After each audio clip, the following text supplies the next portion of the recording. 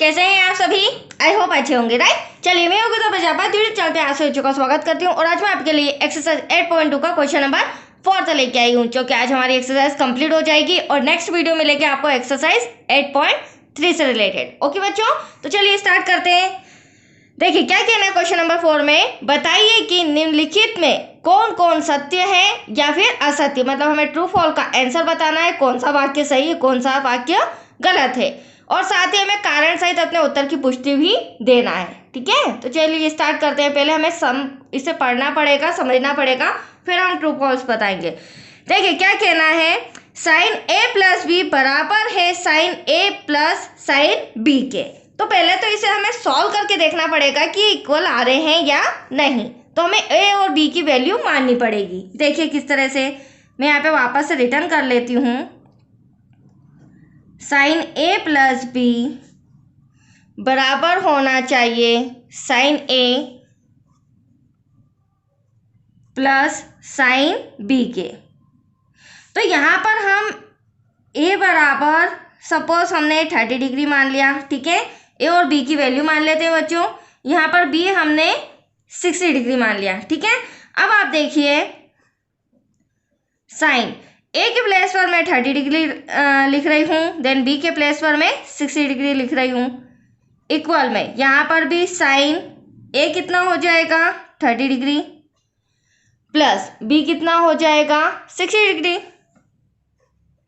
तो ये sign 60 degree. ठीक है, अब देखिए साइन इन दोनों को प्लस करें तो यहाँ पर हमारा आ जाएगा 60 और 30 90 डिग्री, और यहाँ पर इन दोनों को प्लस के, यहाँ तो प्लस हो नहीं सकता। अब यहाँ पर हम साइन 30 डिग्री और साइन 60 डिग्री की वैल्यू लिखेंगे, तो आप देख सकते हैं ये रहा साइन, ये हमारे थीटा बढ़ते हुए क्रम में, तो ये रहा साइन थीटा जो कि हमें कितना मान चाहिए इसका 30 डिग्री का। तो ये देखो 30 डिग्री कितना आ रहा है 1/2, देन साइन 60 √3/2। तो चलिए पहले यहाँ पर हम वैल्यू लिख लेते हैं इसकी। ये हो जाएगा 1/2 और ये हो जाएगा √3/2। अब यहाँ पर तो हमने इसे ऐड किया था, तो साइन 90 डिग्री कितना होता है, तो आप देख सकते हैं ये रहा साइन थीटा, ये रहा 90 डिग्री, तो साइन 90 डिग्री होता है 1, तो इसके प्लेस पर हम लिख देंगे 1। अब देखिए कैलकुलेट करके देखते हैं, इसके भी डिवाइड में 2 इसके भी डिवाइड में 2, एक 2 कॉमन ले लेते हैं बच्चों, तो ऊपर का 1 प्लस √3 ऐसा का ऐसा। जब हमने इसे सॉल्व किया तो आप देख सकते हो यहाँ तो हमारा लेफ्ट हैंड साइड तो 1 आ रहा है, बट जो राइट हैंड साइड है वो बिल्कुल अपोजिट आ रहा है 1 प्लस √3/2, मतलब कि ये इसके बराबर नहीं है। जैसे ही हमने वैल्यू पुट की तो हमारा आंसर बराबर आ रहा है क्या, नहीं। तो हम क्या कह सकते हैं, साइन ए प्लस बी बराबर नहीं है साइन ए प्लस साइन बी के।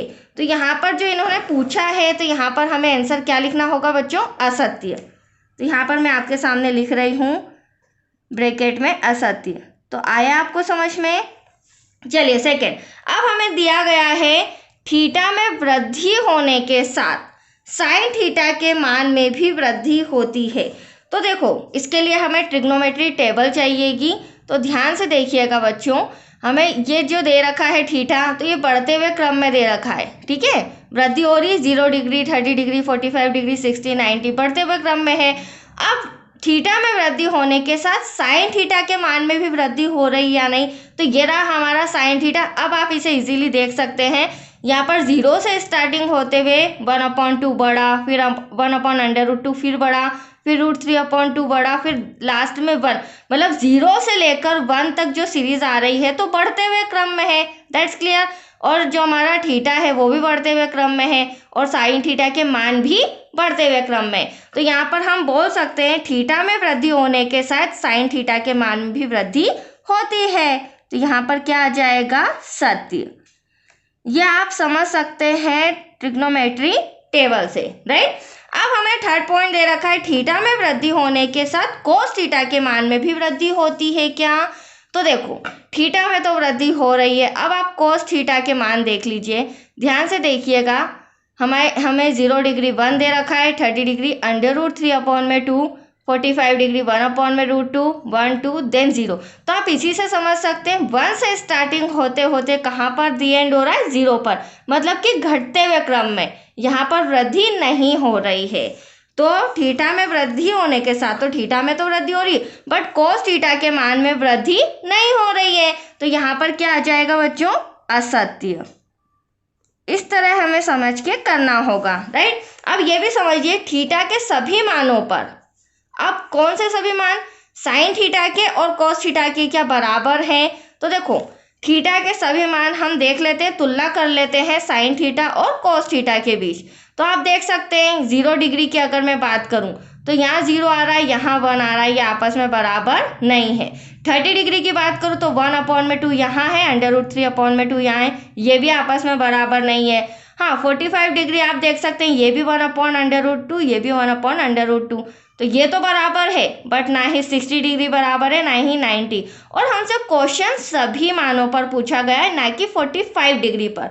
तो हम क्या आंसर देंगे, असत्य। वेरी सिंपल, क्योंकि साइन थीटा बराबर नहीं है कोस थीटा के सभी मानों पर 45 डिग्री को छोड़कर। इस तरह हम लिख भी सकते हैं।